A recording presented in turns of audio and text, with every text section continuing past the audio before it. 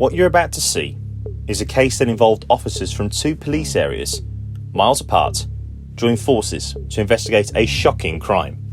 Officers at Gloucestershire Constabulary received a report of a suspicious car on the 12th of May last year.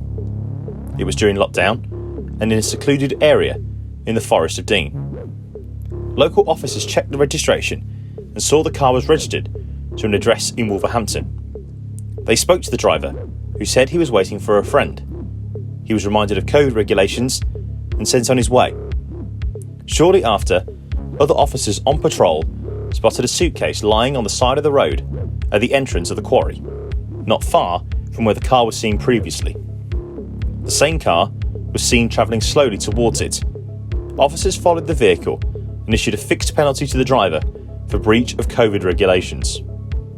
Meanwhile, other officers found that a woman was now with the suitcases. She was trying to stall them from opening them up. When they did, a grim discovery was made. You're gonna get arrested for obstructing police. All right, I don't want to stop you guys. You are stopping it. You are stopping us. Okay, could I just explain, because as I said before, like I've had. Step away, please. I've had issues with that before. Step away, please. Just stand there.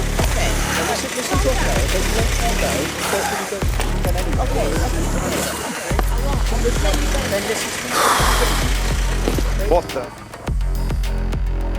Tragically, a dismembered body was within. The woman, Garika Gordon, was arrested on suspicion of murder and taken into custody. Inquiries were carried out and officers established Gordon was from Birmingham. Gloucestershire Constabulary launched an investigation and worked closely with detectives at West Midlands Police. The body was identified as Phoenix Nets, who lived at the same multi-occupancy house as Gordon in Salisbury Road, Birmingham.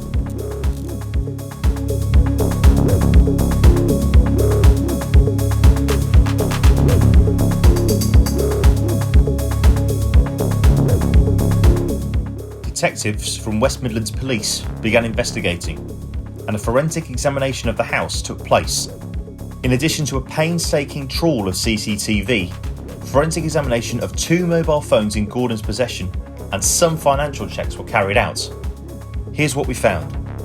Phoenix was seen crossing the road to visit a friend on the 11th of April.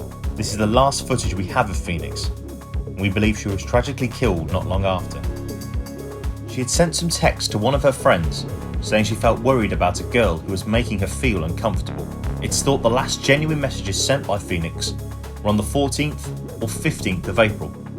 We believe after she was killed, Gordon took possession of her phone and sent messages to people, so not to arouse suspicion with Phoenix's family and friends.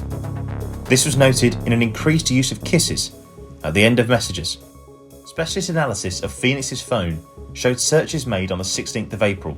These included: how to fix a punctured lung, can someone recover from getting stabbed, internal bleeding. We believe that Gordon did this, and that sadly, Phoenix was now dead. Other searches were made on her phone, including circular saw and waste removal. What we can see now is a man delivering a circular saw Gordon bought on Gumtree. On the 20th of April, we see a van arrive that collected carpet, a bed, and some black bags. On the 21st of April, Gordon was seen with a suitcase which she took into a taxi. Our CCTV trawl determined she was dropped off near the cemetery in Handsworth and returned home later that day without the suitcase. We know Gordon went to great lengths to remove all of Phoenix's possessions and clean the property up. There were two separate waste collections. This one shows a number of black bags being collected.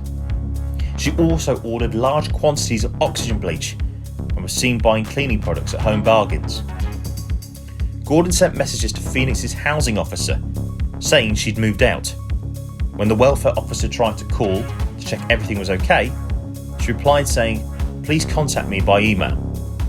Later that day, Gordon downloaded an app called Audio Editor. A voice note message was sent to one of Phoenix's friends later that day. A further series of messages indicated she had gone to London and wouldn't be returning to Birmingham anytime soon. Other CCTV obtained shows Gordon on her bike, making a trip to the cemetery in Handsworth and travelling back to Gloucestershire. It's at this point the suitcases were removed from where she'd hidden them in Handsworth and took to Colford. We next find her at a police station in Colford on the 27th of April. She says she's trying to meet a friend, but her phone has run out of charge. She asks for an iPhone charger, but hands over a Samsung phone.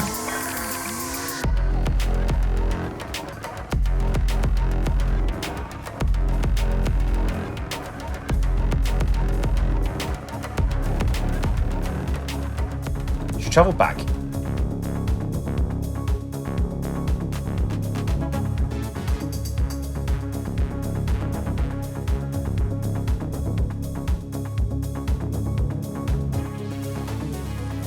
And was seen the following day in Home Bargains in Harborne, buying a sleeping bag and cleaning products.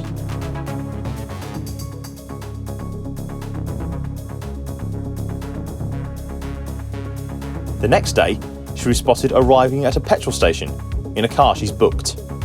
While she was inside, the driver looked in her bag and found a military-style shovel and black leather gloves.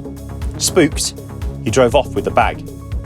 Unbelievably, Gordon reported this theft to us shortly after, but called us again a little later to say the bag had been returned. On the 30th of April, Gordon travelled back to Colford, taking her folding bike and an unusual route by train to Hereford via Shrewsbury. We tracked all of her movements on CCTV.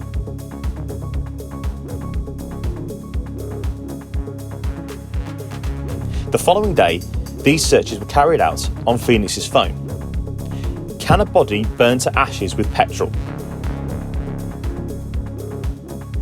Can you fill a jerry can at a UK petrol station? What happens when you burn a body with petrol? We believe she was sleeping rough in Colford for several days before being spotted on the 10th of May at a petrol station back in Birmingham buying a jerry can. She was taken back to Colford by a car she had hired and was seen buying petrol. We know she later attempted to burn Phoenix's body before being discovered on the 12th of May and subsequently arrested. Garika Gordon, aged 28, from Salisbury Road, Birmingham, pleaded guilty to Phoenix's murder at Bristol Crown Court on Wednesday, the 21st of April. She was given a life sentence with a minimum term of 23 years on the 4th of May at Bristol Crown Court.